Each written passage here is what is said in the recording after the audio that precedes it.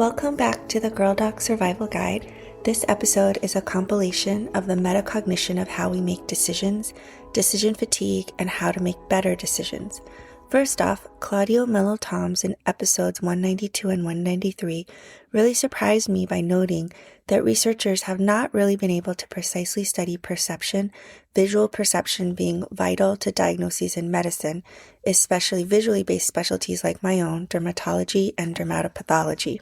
Here's Dr. Mello-Thoms. Metacognition is a well-established process. It's watching yourself think, but there is no way you can watch yourself perceive. We can't find a way to access it in the brain. We found tons of ways of accessing cognition.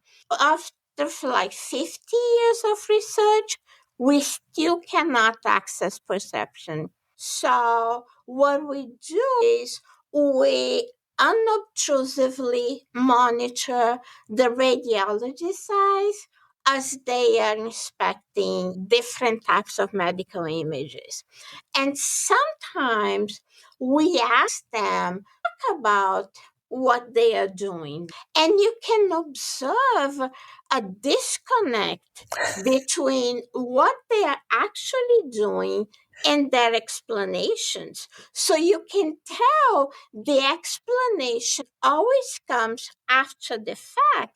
It's like their brain has to jump up a level, go into cognition, into language, and try to explain what they did 5 seconds ago when perception is already way ahead. Applying that to dermatology and dermatopathology, we cannot truly explain how we come to a diagnosis based on eye tracking.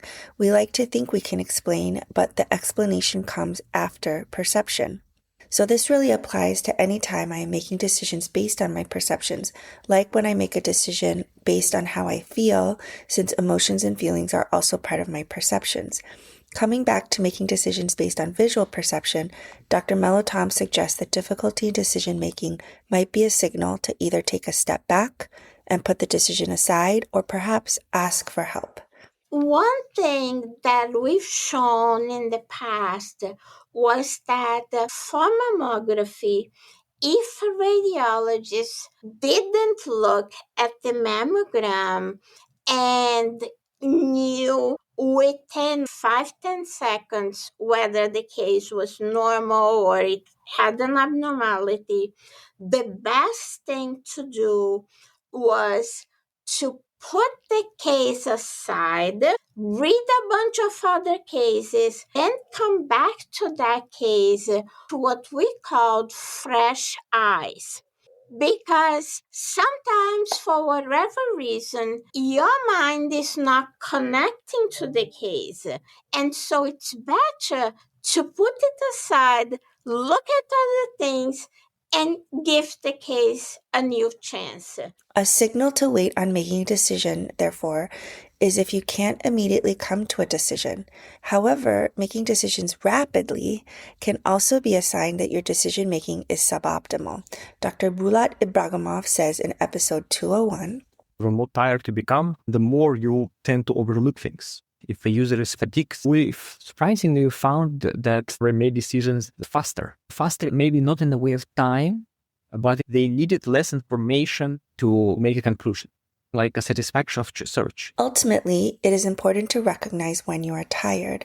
Dr. Mary Steffel says in episode 204 that fatigue affects our decisions.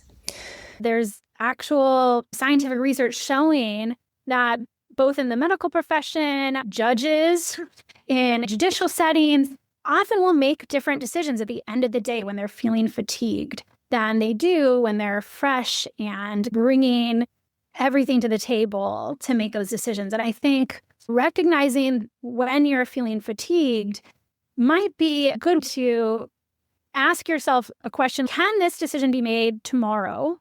Can I carve out a designated time to revisit this decision when I am feeling fresh?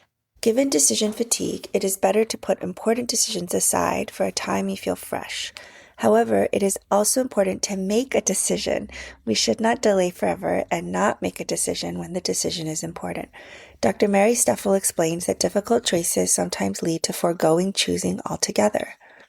A core insight from decision research is that when decisions, whether big or small, feel difficult, people often respond by opting out of choosing altogether. Doing nothing is still a decision, and it's often a costly one. When choices are hard, especially when there are many options or real trade-offs, people tell themselves, well, I'll just wait or I'll come back to this later. But waiting isn't neutral. Opportunities expire, defaults take over, stress accumulates, and the decision rarely gets easier with time.